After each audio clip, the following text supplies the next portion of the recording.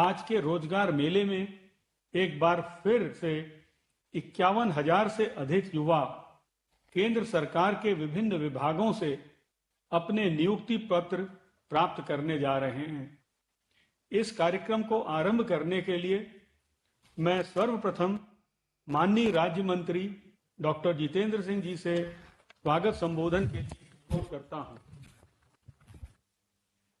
परम आदरणीय प्रधानमंत्री जी,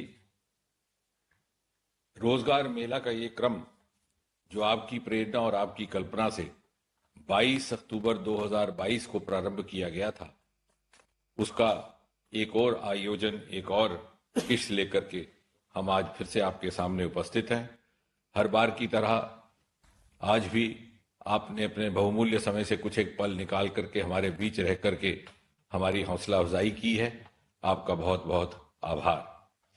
हर बार की तरह आज भी देश के भिन्न भिन्न क्षेत्रों से 40 स्थान इस कार्यक्रम से जुड़ चुके हैं जो आपका संबोधन सुनने के लिए मुंतजर हैं। हर बार की तरह इस बार भी आपके द्वारा बटन दबाते ही एक ही वक्त में 51,000 से अधिक नियुक्ति पत्र जारी कर दिए जाएंगे, जिनको प्राप्त करने वाले उम्मीदवार भारत के भिन्न भिन्न राज्यों एवं केंद्र शासित प्रदेशों में फैले हुए हैं। नियुक्ति पत्र के साथ ही इन सभी कर्मियों को मिशन कर्मयोगी प्रारंभ का विकल्प भी उपलब्ध करवा दिया जाएगा, ताकि वो अपने नए दायित्व के निर्वाह के लिए अपने आप को शिक्षित प्रशिक्षित कर सके।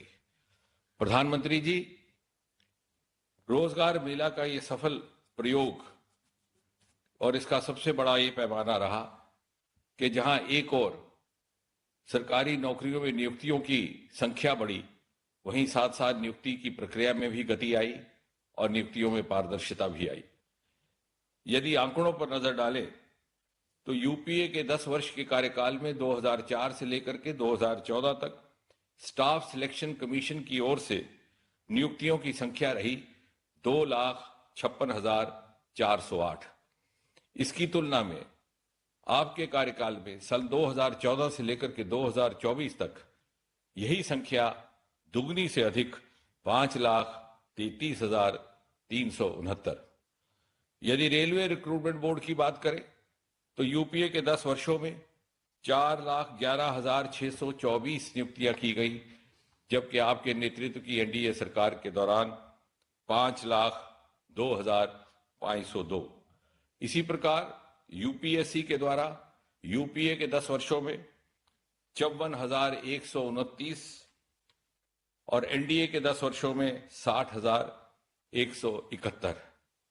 इतना ही नहीं, 2014 से पहले सरकारी नौकरियों में प्रमोशंस में बहुत हद तक स्टैग्नेशन आ गई थी। बहुत से ऐसे सज्जन थे जो जिस पद पर नियुक्त होते 25-30 वर्ष बिना प्रमोशन के उसी पद से सेवानिवृत्त हो जाते और ये मलाल उनको जिंदगी भर रहता। आपने मास प्रमोशंस करवा करके इस बैकलॉग को क्लियर करवाया और एक नई ऊर्जा, एक नई मोटिवेशन का संचालन हुआ। प्रधानमंत्री जी, आपने रोजगार मेला में समय समय पर देशवासियों को इस बात के लिए भी जागरूक किया है कि रोजगार का अर्थ केवल और केवल सरकारी नौकरी नहीं, और इसके हेतु सरकारी नौकरी के अतिरिक्त आपने अनेकों विकल्प भी उपलब्ध करवाए हैं। उदाहरण के तौर पर सन 2014 से पहले इस देश में स्टार्टअप्स का कोई अधिक कल्चर ना था। आपने इसके लिए एक अलग नीति लाई। देखते ही देखते 350-400 से बढ़कर के ये संख्या 1.25 लाख तक पहुंचने लगी। हम दुनिया में तीसरे दर्जे पर आन खड़े हुए। हर नौजवान अपनी जीविका स्वयं कमा सके, उसके लिए आपने मुद्रा योजना की कल्पना की। करोड़ों की संख्या में इससे नौजवान लाभार्थी हैं और 65% से अधिक महिलाएं हैं। आज तक इस देश में कभी किसी ने रेहड़ी वाले की चिंता ना की थी। आपने प्रधानमंत्री स्वनिधि योजना प्रारंभ की। 66 लाख से अधिक इसके लाभार्थी हैं। साथ ही साथ इंफ्रास्ट्रक्चर के कामों में गति आने से हजारों लोगों को रोजगार प्राप्त हुआ। मिसाल के तौर पर हाईवेज कंस्ट्रक्शन में 60% का इजाफा, रेलवे की बात करें तो 61,508 रेल पटरियों का इलेक्ट्रिफिकेशन हुआ। हवाई अड्डों की बात करें तो सन 2014 तक केवल 74 हवाई अड्डे थे इस देश में, उसमें 84 और जोड़ दिए गए और आज 154 है।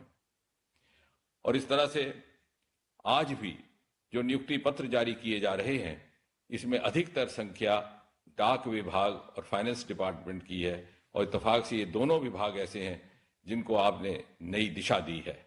आज का डाक विभाग केवल डाक बांटने तक सीमित नहीं, महिला सम्मान सेविंग सर्टिफिकेट एवं सुकन्या समृद्धि अकाउंट्स जैसे सफल प्रयोग उसमें किए गए हैं। और अगर फाइनेंस डिपार्टमेंट की बात करें तो financial inclusion, direct benefit transfer, zero balance account कुछ ऐसे सफल प्रयोग हैं जिनका उदाहरण विश्व भर में दिया जाता है। बात समाप्त करने से पहले इतना भी कहना आवश्यक रहेगा कि अधिकतर आज के नियुक्ति पत्र प्राप्तकर्ता ऐसी आयु अवस्था में है कि अगले 25-30 वर्ष अपने जीवन के वो राष्ट्र निर्माण में, राष्ट्र सेवा में अर्पण कर सकते हैं।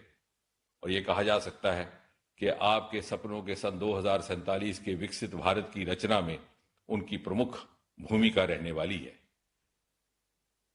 वो आपकी उम्मीदों पर खरा उतर पाए, इसी कामना के साथ एक बार पुनः आपका बहुत बहुत धन्यवाद।